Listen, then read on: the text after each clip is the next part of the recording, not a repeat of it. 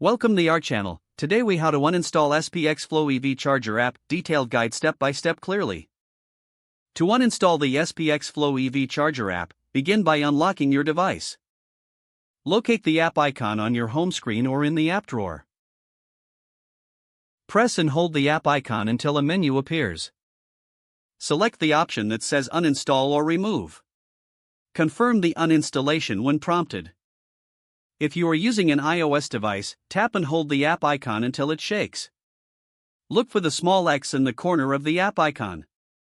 Tap the X to initiate the uninstallation process.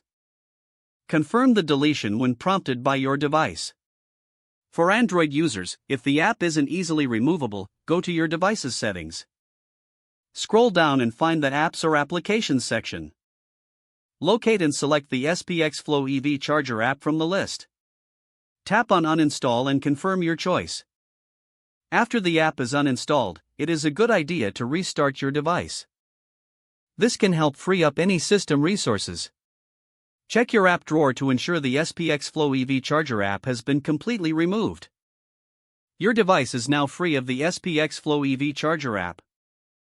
If the page does not load, refresh the browser or try again in a private or incognito window. Make sure you are using the correct email address, then retype it carefully to avoid small typos. If your password is not accepted, use the reset option and create a new strong password you can remember. Check your spam folder for verification or security emails, then complete any requested confirmation steps. Enable two-factor authentication if available to improve account security and reduce unauthorized access risk. After signing in, review your profile details so your contact information and settings are accurate and current. If you see an error message, note it down and try again after restarting your device and internet connection.